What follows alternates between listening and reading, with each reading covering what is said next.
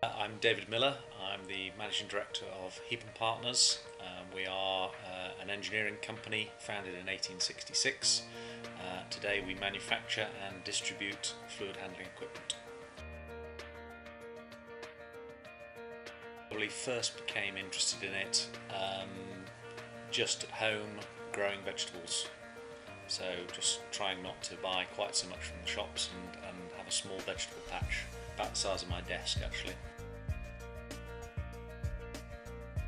Probably having children, just worrying about the fact that we have only a finite amount of resources on this planet, a massively increasing world population heading towards the 9 billion, and the fact that we're going to have to do more with less.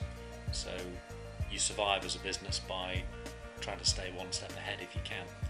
And I think this is something that all businesses will be doing as soon as they realise. Didn't have any targets, to be honest. We didn't set anything initially. We started down the route by trying to establish what our carbon footprint was at the moment. And at that point we didn't have any particular goals. Once I'd formalised our 3Ps programme, as part of that process we then set the goal of becoming carbon neutral. My personal values. I don't know if it's exactly a personal value, but actually what I found from experience is from the company's point of view, not a personal point of view, but from the company's point of view, is that you can't afford not to do this, because it's actually a very good way of saving the company money, as well as helping the planet and as well as having everything else. But any company that isn't looking at its carbon footprint is just throwing away cash that could be on the bottom line. Personally, I suppose it goes back to my interest in making sure that for the future generations, i.e. my own children, there's something left of the planet that they can enjoy. And so I have to sort of set an example to them so that when they come and complain and say no one's ever doing anything, I can say, well, I'm doing my bit. First and foremost thing is not to think of it in terms of, well, it's corporate social responsibility or it's helping polar bears or anything like that. It's actually hard-nosed business. Bottom line, we've got to survive, we've got to make a profit. Profit is vital to the future of the business. This is a way of improving the profitability of the business, and anyone that doesn't do it is an idiot. The starting point was 2008, 2009, somewhere around then, when we moved to this site because we had a bit of a clean slate as to what we did with the site, and because we owned the site we could muck about with it as much as we wanted.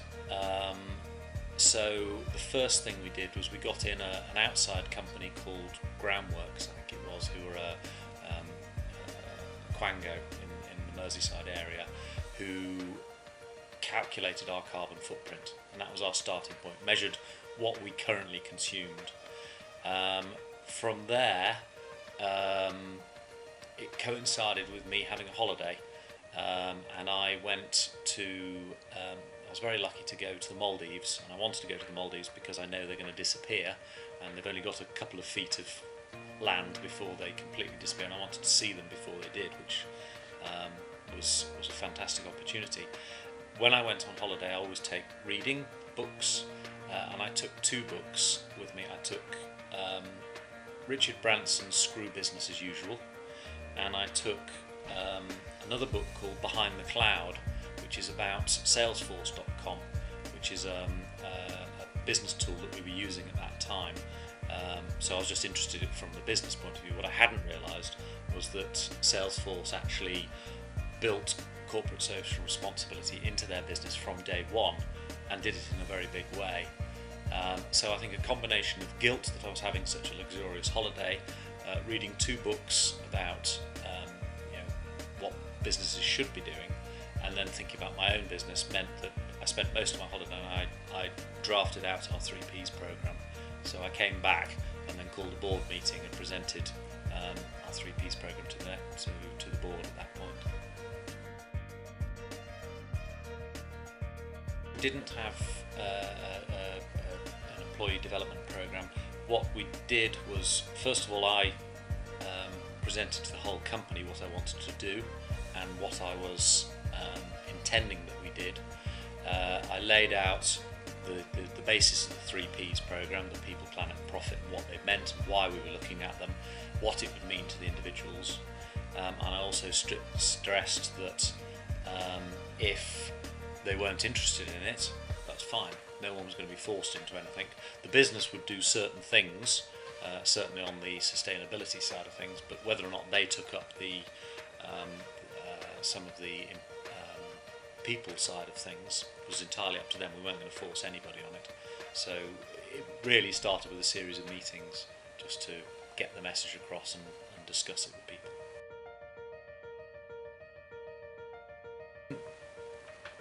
There's a lot of people, so some people have reacted better than others, obviously, but yes, I think generally it was well received. I think most people realised that the basis of what I was trying to achieve was a good thing, and it wasn't completely nuts. So from there, I suppose it was serendipity, but I happened to meet somebody who knew somebody who was an expert in sustainability of buildings. He completed an architect's degree, but had focused on sustainability as part of his thesis, and he was available. He didn't have a job, so we gave him a 6-month contract to work in the company full-time to write our Green Action Plan, which was on the planet side of our 3 Ps and what could be done within the business. He had complete carte blanche. He didn't have to justify in terms of cost anything, so some of his suggestions were beyond our abilities, but most of what he suggested we have either done or are doing now. Most of it was authoritarian. We just looked at the business case. If I liked it, we did it. Once we got down to some of the things that don't quite impact as much or as hard on the business, such as the growing vegetables in the roof garden, then it was a case of finding people who were interested and encouraging them to look at that side of it. We are halfway through the programme. We've halved our carbon footprint from, I think it was 160 tonnes. Now we've the next 18 months I want to get that down to probably about 40, 50 tonnes, something like that. And then having done that, we should be able to offset the rest by joining the Woodland Trust, where we can pay so much per tonne of carbon that we want to offset, and then they carbon capture it by planting trees. So I think it's, I can't remember the cost, so I'd have to look them up, but you pay so much per tonne and they plant X number of trees every year to offset that carbon. We can't become carbon neutral. We have to cut metal, we have to switch the lights on, we have to do everything we do, but we're still working through. We've probably got 15 or 20 more action points from the Green Action Plan we haven't yet implemented, and some of the ones that we've implemented here we're now rolling out to our other offices so that they're following the same route, but they're just a little bit further behind us, like the LED lights and things like that. They're being done at Teesside at the moment. It would have been easier if, first of all, I'd understood the savings we were going to get. If I'd really appreciated that this wasn't just a nice thing to do, it was actually a sensible business move to make more money. And if I'd realised that would have actually driven it a lot harder to start with. We were very fortunate. We've tried to make use of any grants we could. We've actually, I think, only had one, which was for the solar panels. We get a feed-in tariff for the solar panels, which helps basically offset the cost. That's not true. We got 2 grants. We got one for the LED lights, which was very good because it was nice and easy. It was cash neutral for us, and it meant that we could immediately start getting a benefit from it. I think just seeing the massive information about what's going on in the world, and I mean, I've just been on holiday again and took my children to a science museum, and in there was a huge amount of information on recycling. And it's things like that which you see, and then you're doing it with your children, you suddenly realise that it's going to have a bigger impact on them than it is us. So I think that's probably my biggest influence. After that, it's the books I mentioned earlier. The cost savings first. Secondly, the PR, which we hadn't we hadn't even planned to use. It was actually an internal thing. We weren't publicising it, but it sort of snuck out, and we found a lot of really good PR from it. Our customers seem to be genuinely pleased that we're doing stuff. It's not just a lip service thing. It doesn't help us particularly win more business, but it does seem to mean that it means we're a company they're happy to deal with, or pleased to deal with. I think we've had some comments from people saying, what are you doing wasting your time with this tree hugging rubbish? Time, I mean, it impacts on your time, but everything does, and you have to just prioritise, and actually this is very high priority because it's a genuine benefit to the business. In our industry, I've actually written several articles for industry magazines promoting it, challenging them. The only thing I've seen was recently we had a customer in, we had a group of customers in, and they were moving to a new site, and they actually are taking some of the ideas we've done here back to their new site that they're developing. They want to actually implement some of them, so I wouldn't describe it as a movement, but I would say that when people have the opportunity, and like us, it seems that they're moving site to a new plant, so they're a bit of a clean sheet, and they're thinking, what can we do to make this better? So, which was very much how we started. We had this opportunity. It wasn't, business as usual. It was things were going to be shaken up, changed anyway. So what more could we do? So I mean, obviously the press is awash with information on it, and articles and things, but our industry is very backward.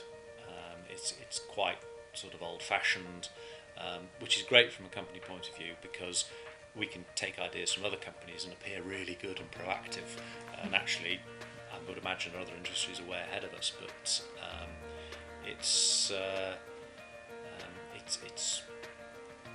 it helps us sort of shine, I suppose. I mean, people, if the top doesn't believe in it, then it won't get off the ground, and it won't happen, because they'll think, well, hang on, that's not one of my priorities. Why are they wasting time on that? They've got too much time. They've obviously got time on their hands if they're messing about with polar bears.